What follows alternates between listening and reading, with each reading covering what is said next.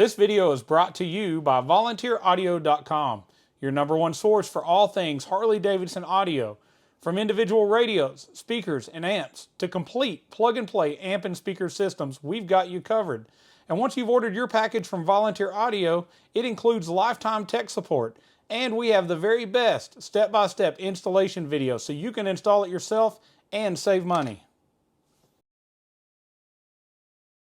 So continuing on, we're going to remove the speakers. Again, this one's got J&M speakers in it. It's not the factory ones, but factory would have been very similar. It had just been some Phillips screws along with the spade connectors. Now, I will tell you the larger black spade connector is the negative. The smaller white connector here is our positive. If we can get it to unplug. We get a screwdriver and just kind of pop that out so we don't break it, even though we're not reusing the speaker. There we go. So this particular J&M speaker is a little oversized, as well as has some tweeters built into the grill, and it came with a bunch of spacers for this bracket. We're not going to need spacers the way we're doing it, so we're just going to take the Phillips screw out and set our bracket over to the side. If you were doing this with a factory speaker, you wouldn't have to remove this bracket fully, just the screw that goes to the end of the speaker. Now we're going to remove the Phillips screws that hold this speaker in place.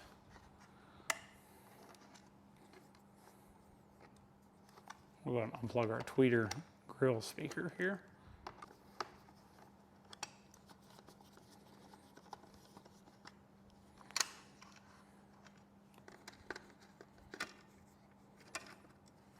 All right, so in here we're going to see 3 bolts that hold our speaker adapter / grill in. So let's go ahead and remove those now. Get it out of here. Always save this hardware. You may need to reuse it.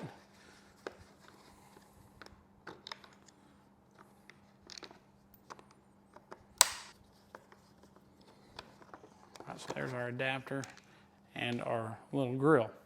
So we've got a couple parts here. We have this precision power grill. I think if you look at it, you'll agree it's a much better looking grill than the plastic J&M grills that were installed. So this is going to go into our fairing. And these 3 holes, the same ones we did before, and I want you to pay attention here. See this hole, how it was never used before? It's very, very shallow. If you put a screw in that, there's a good chance you're going to come out the front of the fairing because there's not enough depth. We only want to use those 3 existing ones that they used factory. You always want to make sure that bottom screw is not too long as it goes through everything. So first thing I'm going to do is I'm going to put my speaker up, realize which one of the holes we're going to use, and then I'm going to rotate this adapter around. This adapter's only got 3 speaker holes in it. So we're going to pick the 3 that match up with the 3 we're going to use. So from this side, this one, and that one, and that one. Now, the other issue I've got with this particular install is we don't have any of the factory screws are missing because of the J&M install. So now I want to check each one of my screws and we'll see if they're long enough. If you had the factory grills, which are really thin, this really isn't an issue, but the precision power grills are a little thicker and they were meant for those factory screws, which we don't have. So I'm going to have to get a longer screw for there. Looks like my screws are long enough for my other 2 locations. So I'm going to go ahead and get those in place, and then I'll get a longer screw. I'll have to source that to go in this other part.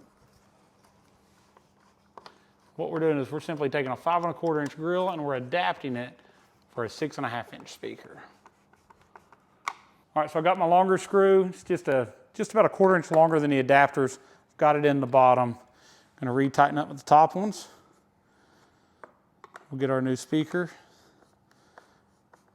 and we'll get it installed. All right, so now we've got our adapter mounted in our fairing. We're going to take our Precision Power MAS 652 HT. So this is a 2 ohm speaker. This is their horn loaded, very, very loud, amazing speaker.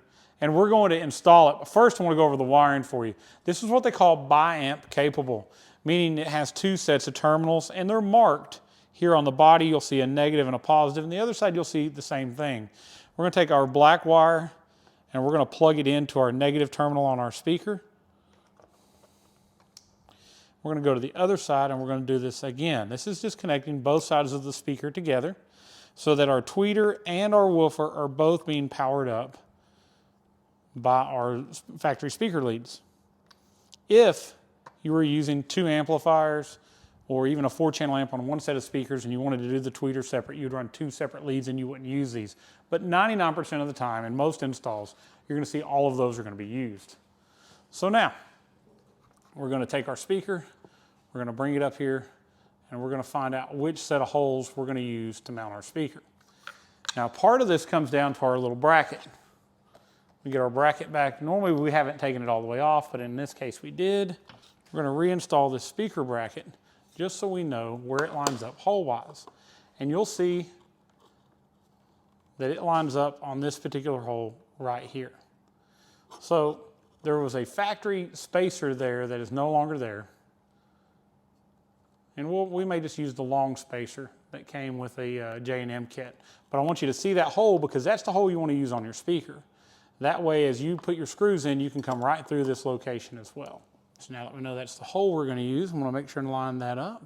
Now this particular speaker doesn't have any logos on the other side, so you're not going to see if something is flipped one way or the other.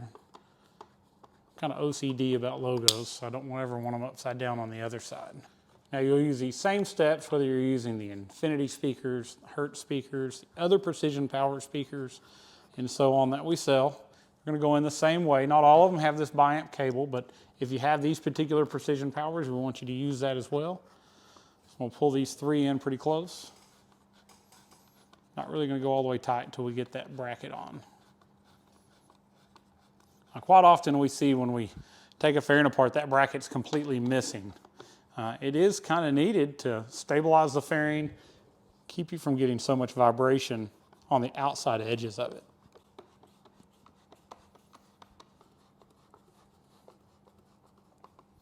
All right, so now I got our speaker pulled in pretty close. I've not really went real tight with it.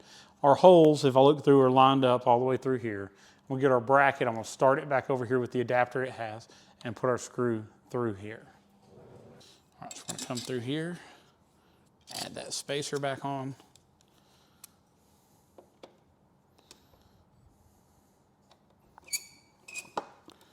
We'll get it in a good ways, and you'll see it lines up now with that hole that we left open.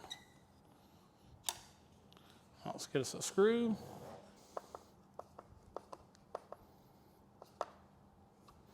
And we'll go ahead and tighten the other ones down, make sure they're all the way tight.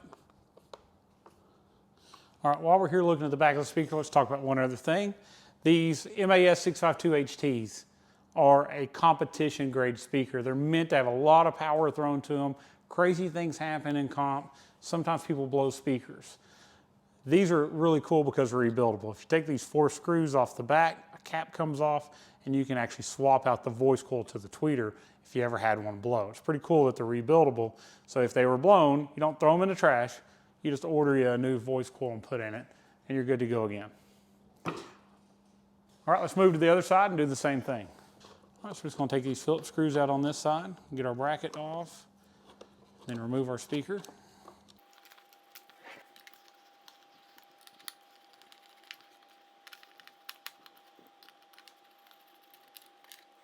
Go ahead and unplug these while we still got a screw holding us in.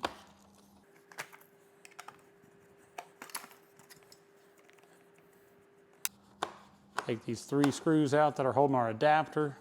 Now, if you were using stock speakers, you would have just removed the 4 Phillips screws, took the speaker out, and you would be ready to go in with your new adapter and your new speaker. Now, sometimes they only have 3 screws in, as I talked about earlier. Some of these are so shallow they're not used.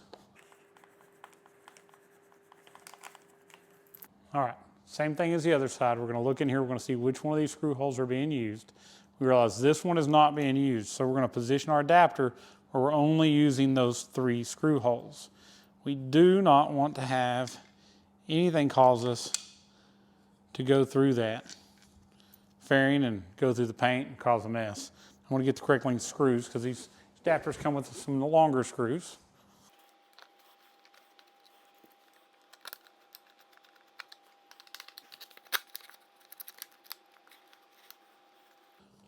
All right, so we're going to tighten each one of the screws. Same idea as the other side. We're going to take our bracket that came off the original one. We're going to put it about where it would go, and we're going to figure out that this is the hole we're using for our speaker. So now we're going to take our new speaker, put it up here, and make sure that is the hole that we're using.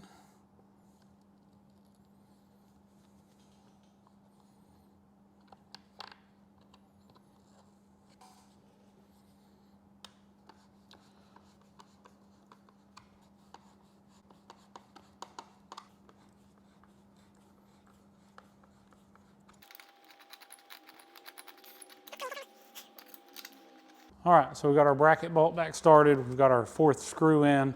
I'm gonna tighten up all 4 of the screws holding the speaker in. All right, so last step is always gonna be to plug in our speaker connectors. So the black connector is our negative, which is our larger terminal here. Make sure it's plugged in and good and tight. White connector is the positive. We're gonna do the same thing on the other side. And we've completed our speaker installation portion of our video. So now we're gonna move on, pulling our gas tank in preparation to put our amplifier in place. We're gonna mount our amp, run all our wiring to the back, and then we'll go back together, installing rear speakers, putting the gas tank on, and we'll let you watch every step of what we do so that you can see how easy this is to do yourself with one of our volunteer audio stage packages. So continue to watch as we show you the rest of it. And again, watch the later video where we let you hear just how awesome this bike's gonna sound.